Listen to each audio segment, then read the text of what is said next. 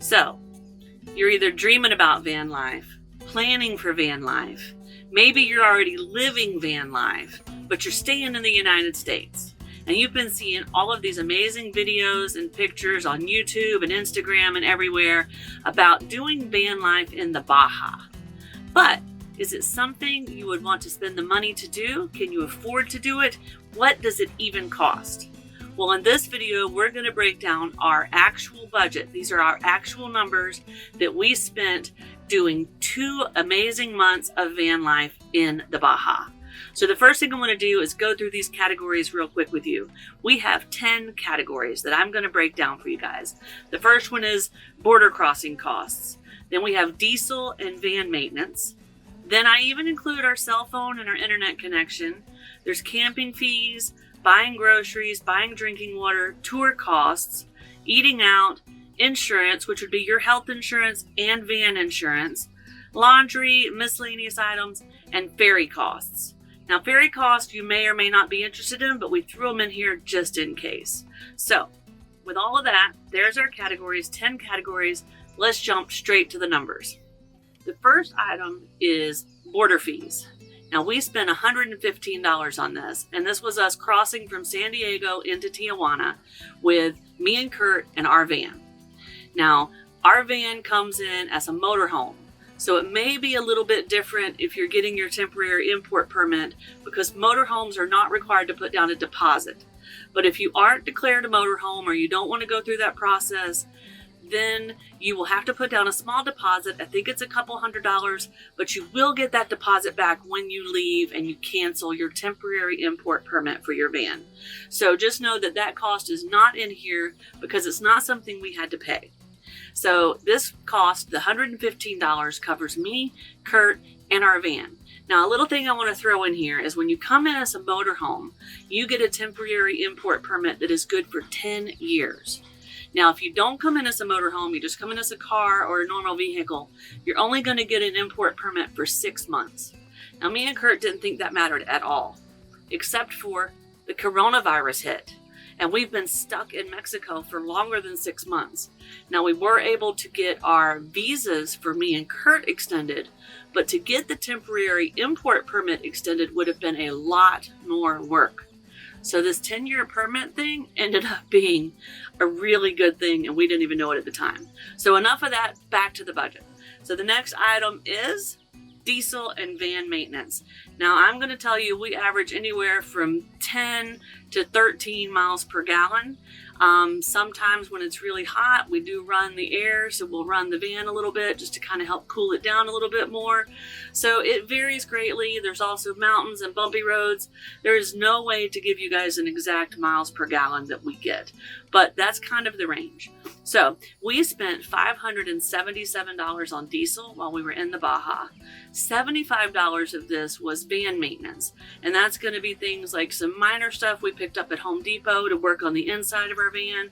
We had to get some new windshield wiper fluid, and we got the van washed. So that's what this is. $652 to drive our van around Baja for diesel and van maintenance. Now keep in mind, guys, this does not have any big maintenance. So if you're coming down here, you might want to have a little fluff in this budget just in case you blow a tire or you have to buy a new battery or something a little bit bigger. But these were our actual costs, $652. Now, the next topic is cell phones and internet. So this covers me and Curt's, our cell phones for 2 months. And it covers the few times we had to stop off at some internet cafes to get some better Wi-Fi or an internet connection to upload our YouTube videos for you guys. So this is our actual money spent for those 2 months we were in Baja. Now the next one is camping fees. I'm going to spend a little bit more time on this one because camping in Baja is, well, it's amazing, but a lot of it is free. So these places I'm showing you right now, they were all free. But there were a few places where we paid. Now, when you pay, there's usually an attendant that'll swing by, as the sun's going down and get the money from you. But it's not a lot of money, guys. So like this one was $5 a night. And then this one here was $10 a night.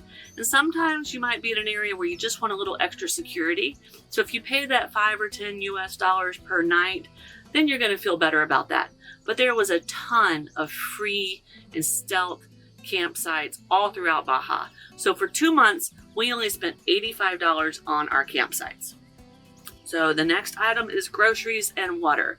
I will tell you guys that we spend 90% of our time eating our meals in the van. Okay, we don't go out to eat a lot. So our budget for groceries was $985. And then on water, in the Baja, you buy water from these water stores called agua purification sites. You find them, they're in every town. And you pull up, and if you're lucky, they have a hose and you can just bring it out and fill up your water tank. Or you have to buy them in the little 5-gallon garrafons, which is what they call them, and bring them out and pour them into your tank. So there's different ways, but just know you're not going to have to worry about it. They're everywhere, and the water is incredibly cheap. So for 2 months, we only had to spend $20 on buying clean drinking water to put into our van. So that's pretty good. So groceries, $985, and buying water was around $20. Now, the next one, tour costs. So we really, really, really love whales. So we did 2 whale tours. They were both fantastic and well worth the money.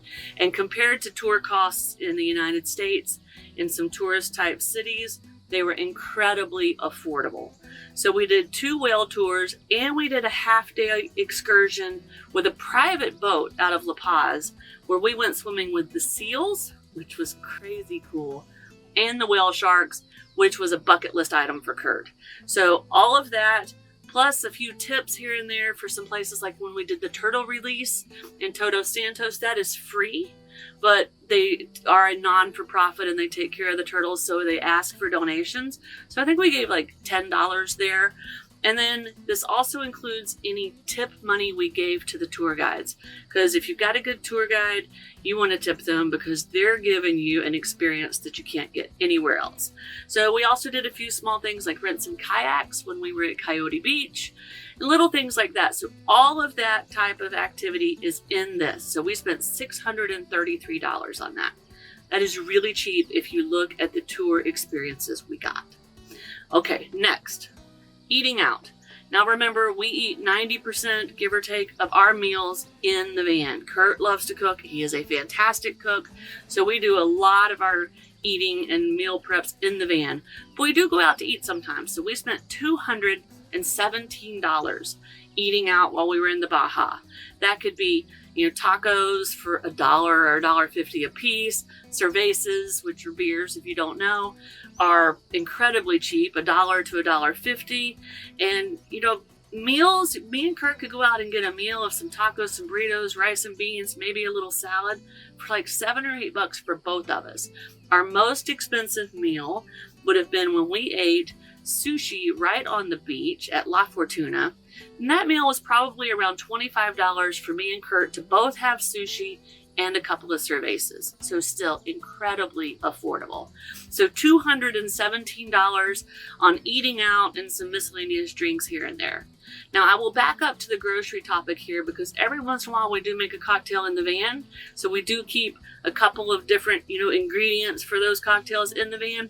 That cost would be included in our grocery budget. All right, so back to the next topic, which is insurance. Now, insurance can get a little tricky. So for us who are from Florida, and we are required to maintain a certain amount of insurance on our van in order for our vehicle registration in Florida, in the United States, to remain legal and valid. So we have to keep our insurance policy going back in Florida, even though we're not there, and even though it would not cover us if anything happened while we were in Mexico. So that costs us about $58 a month to do.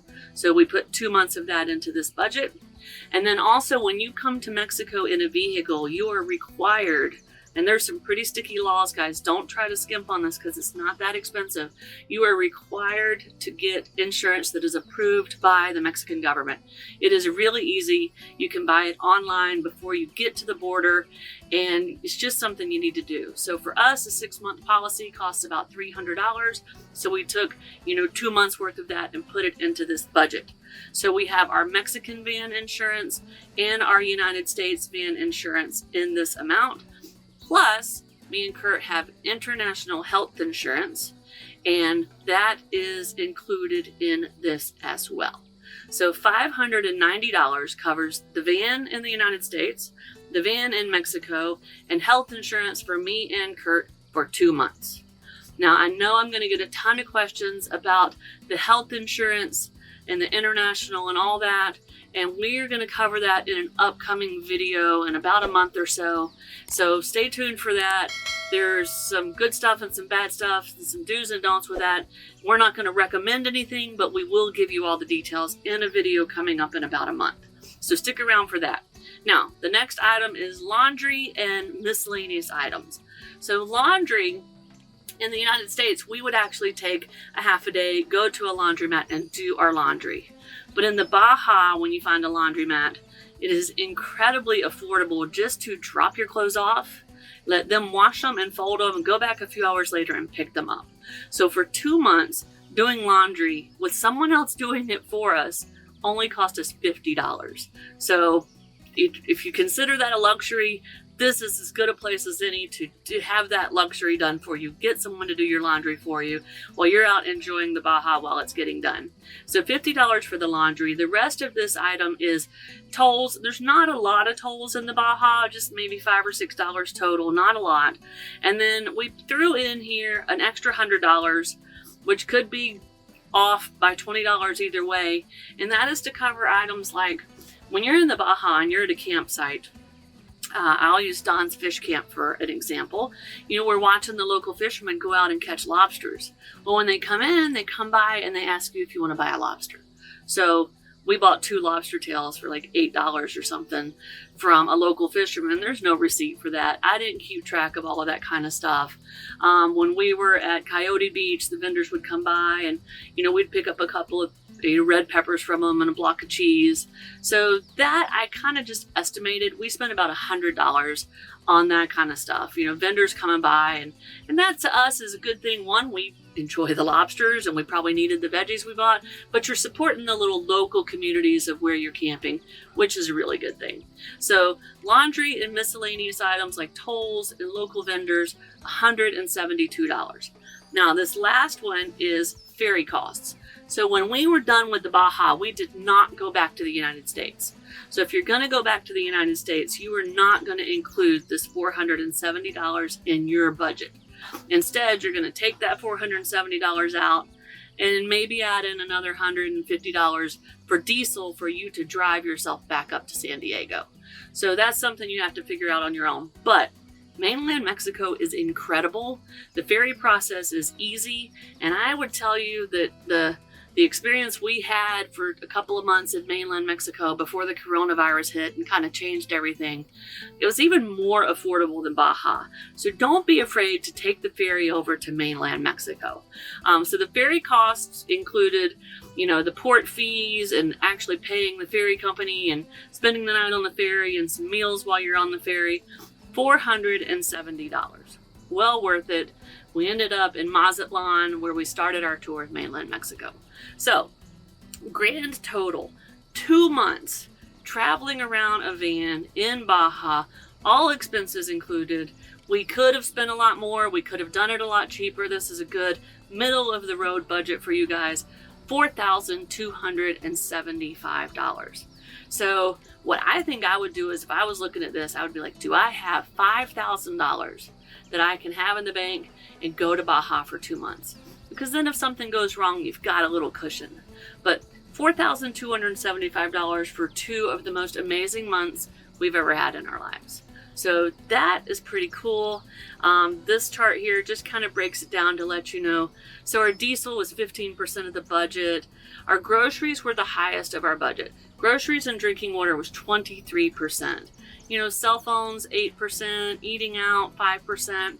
So you can take a look at this chart here if percentages kind of interest you or you think you could vary it a little bit. But guys, if you've got a van, if you're thinking about a van, if you've got a friend that'll loan you a van, do the little bit of research about crossing the border, then you want to head on down to Baja.